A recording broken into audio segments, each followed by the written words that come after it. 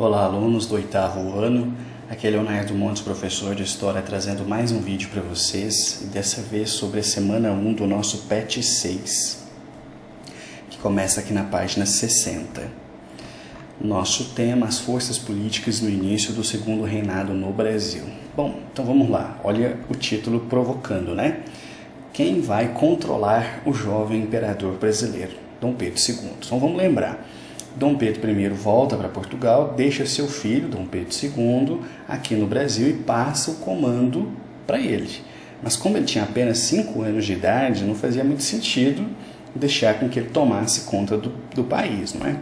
Então começa o período chamado regencial. Então os políticos ali se articulam para ver quem é que vai tomar conta enquanto o imperador, né, ainda é criança. Porém, em 1840 acontece o quê? O golpe da maioridade. Então, Dom Pedro II é declarado maior de idade com apenas 14 anos. Então, ao invés de ele atingir a maioridade com 18, como todo mundo, ele foi considerado maior de idade com 14. Né? Justamente por quê?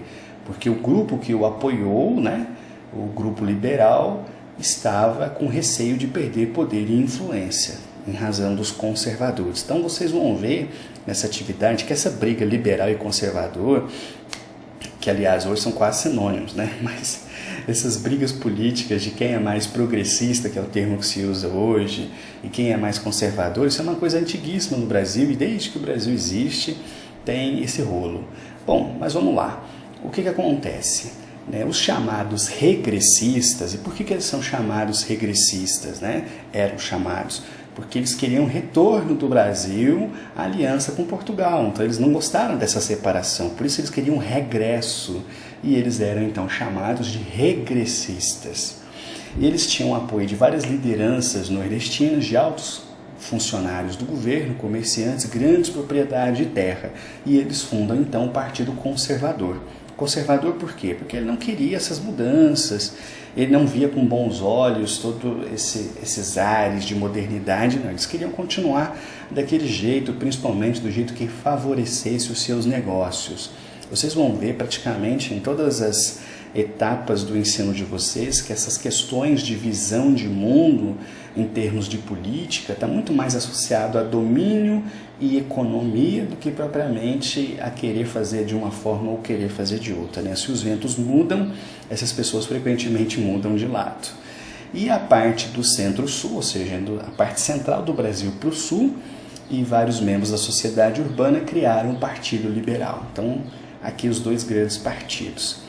Os liberais, eles conseguiram, né, formar esse primeiro ministério. Eles estavam ali em torno de Dom Pedro II, porque eles foram responsáveis pelo golpe da maioridade. Porém, os conservadores tinham maioria na Câmara dos Deputados. Então, olha esse conflito, né, como ele se reverbera até hoje em dia de forma muito semelhante. Bom, então, é basicamente isso que está falando aqui, sobre esse período político a partir do momento em que Dom Pedro II chega lá no poder. Então, vocês devem ler o texto para vocês conseguirem fazer as atividades. Que vamos lá. Atividade 1. Quais os partidos políticos que se consolidaram após 1840 no Brasil e quais grupos sociais os formavam? Eu comentei sobre isso, está lá no texto, os partidos liberal e conservador. Então, dê uma olhada. 2. Por que podemos dizer que o Partido Liberal tinha mais proximidade com o jovem imperador nos primeiros anos do seu reinado? Também comentei, está lá no texto explicando por que eles estavam ali em torno dele, né? Não foi de graça não foi à toa não, tinha sua razão de ser. E por fim, a 3. Busque na internet ou consulte seu professor de história sobre o modelo de monarquia parlamentarista na Inglaterra e compare com o modelo adotado no Brasil no segundo reinado. Isso aqui, será que vocês lembram? A gente estudou isso em sala de aula.